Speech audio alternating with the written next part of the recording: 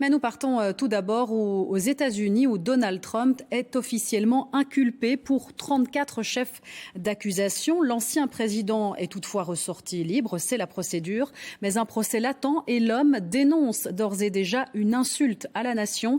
Voyons cela avec Karima Saïdi et Quentin Warlop. Regard noir, mâchoire serrée, Donald Trump entre dans la salle d'audience du tribunal. Image historique, car en exercice ou non, jamais encore dans l'histoire des États-Unis, un président n'avait jusqu'ici été visé par un acte d'inculpation au pénal. Non coupable, c'est la ligne de défense de Donald Trump, en réponse aux 34 chefs d'accusation visant l'ancien président américain. He's frustrated, he's upset, but I'll tell you what, he's motivated. And it's not going to stop him. It's not going to slow him down. À sa sortie, seul, Donald Trump reprend son avion. Il est libre, mais désormais inculpé. De retour dans sa résidence en Floride, l'ancien président se pose alors en victime.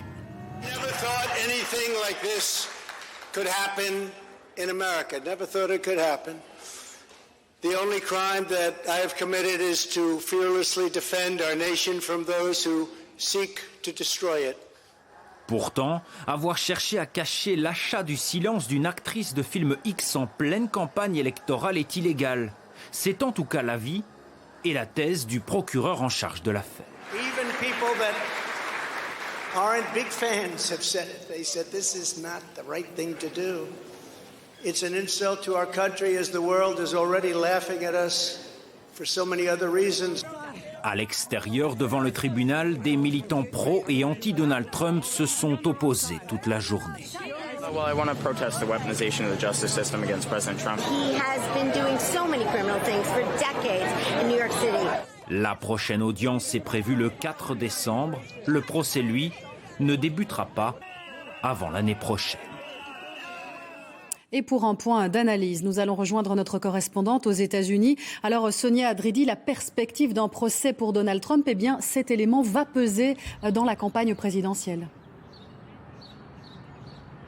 Oui, alors les avocats de Donald Trump vont tout faire pour qu'il n'y ait pas de procès ou pour repousser ce procès. Mais il a bien lieu en 2024, eh bien cela va fortement perturber sa campagne électorale. Tout d'abord parce que Donald Trump devra parfois se présenter au tribunal. Et puis cela va complètement dominer le sujet de la campagne. Alors pour l'instant, on l'a vu, Donald Trump capitalise politiquement sur cette affaire.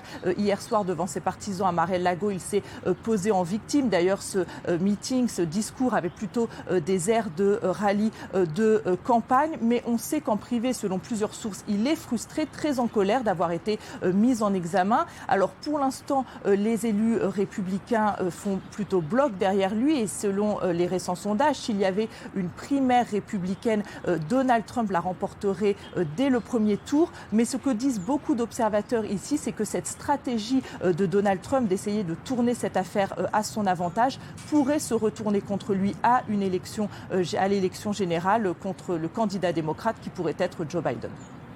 Merci beaucoup pour cette analyse, Sonia Adridi, notre correspondante aux États-Unis.